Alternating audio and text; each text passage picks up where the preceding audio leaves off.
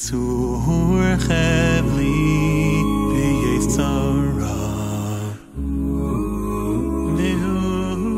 Shalom. The Medrash relates to us a very interesting story about a Kohen, a priest who lived in ancient Israel. One of the many jobs that the Kohen would do would be to examine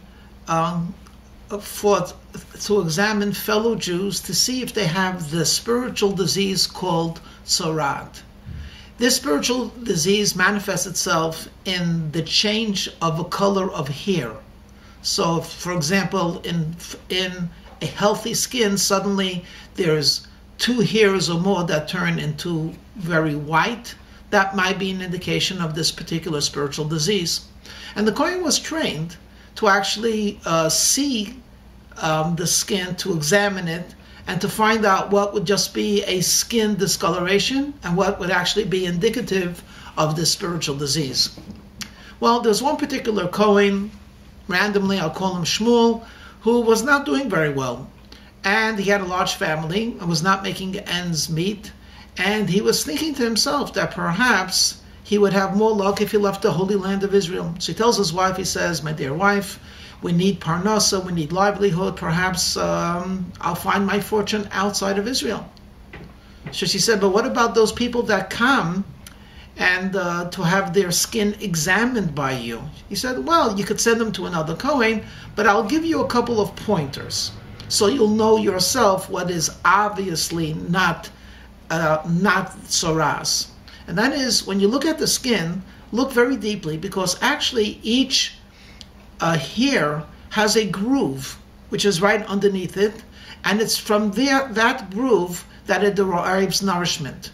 In the spiritual disease of tzara'at, if you look in the groove, you will see that actually it's like dried out. So she never realized how complex this whole issue was. She says to her husband, "Do you mean that every single hair that grows on a person's body has its own source of nourishment?" And he said, yes, as a matter of fact, that's true. So she looked at him strangely and she says, "I don't understand you. If God provides for every single hair on the human body and it has its source of nourishment, are you going to tell me that God can't nourish us, a family of 11? And what, you have to leave the land of Israel?" And it struck him of how correct his wife's words were. He said, "You're right. Why am I leaving the Holy Land? If it's Bashert, if it's meant to be that I should be poor, I will be poor in Israel. And if it's meant to me to actually find the parnasa, the livelihood, I am sure I don't have to leave this place of holiness." We live in uncertain times. Many people are concerned about the future. Many people are concerned about their livelihood. And we often forget what an intricate, complex, and magnificent world we live in. Everything works with a system. God knows exactly what he's doing. The world is not falling apart. Why do you think that your world is falling apart when the bigger world is not? The sun and the moon, the stars, the trees, the grass, the atoms, the rodents. I mean, the list is literally endless, because there's just about infinite amount of things that are in existence. And they all have an existence. They all have a source of nourishment. They all have a source of existence and of being. Could it be that God forgot about us? No, my friends. What he wants from us is to strengthen our faith. What he wants us to do is develop something what we call trust. And I have to tell you, we live in a wonderful country where the slogan and the motto, "In God we trust," is actually printed on the currency. Now, I won't deal with it in terms of the legalities of it. I will deal with it just merely in terms of divine providence. We have a currency. We have something which tells us that there is value in this country, and there's something of value in this coin or in this piece of paper. And we are reminded that the most valuable thing that we have actually is God. In God we trust. When you think about trust for a moment, or belief, if you could, to paraphrase a great teaching from Rabbeinu Bachaya, imagine if you were to talk to an infant all of 6 days old. Baby cries, the mother nurses. If you were to get into the mind of this infant and ask the infant, are you concerned about where your next meal is coming from? I don't know. I was never in the mind of an infant, but I would imagine when I cry, I'm being taken care of. There's a source of nourishment. I will be nursing milk. Does this child know about the father? Does he know about the grandparents, the uncles, and the aunts? Does he know about the trust fund that they already set up for him for his college? Of course not.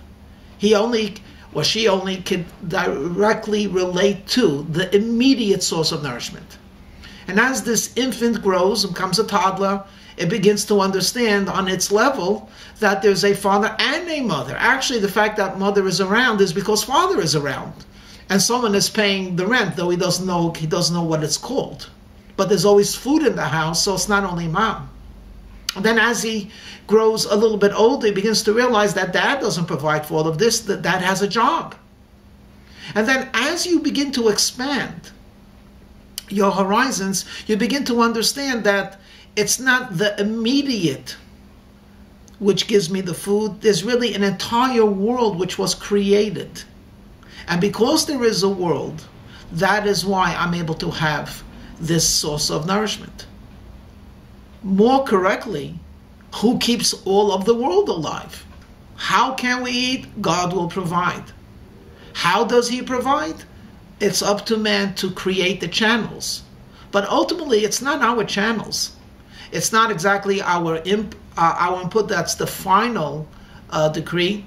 The most talented do not always make the most money, and the most logical does not always bring the greatest dividend. Sometimes we call it mazel. More correctly, we should call it God's blessing. So in this case, let's go now to a deeper meaning of the word trust. Trust, as the Rebbe once pointed out, doesn't only mean reliance, but it implies a type of a confidence, like a trust fund.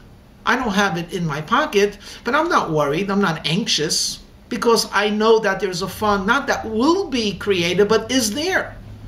I have assets in this trust fund. I should not be concerned about tomorrow. I should be able to sleep well because there's someone or something holding in trust what I need. In God we trust.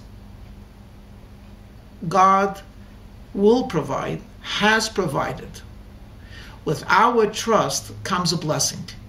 Not only do we sleep better and eat better and enjoy life more, but with our trust in God, our confidence, absolute reliance that he is there to keep us and sustain us, this itself causes that the blessings of the Almighty become more revealed and become indeed even increased in intensity.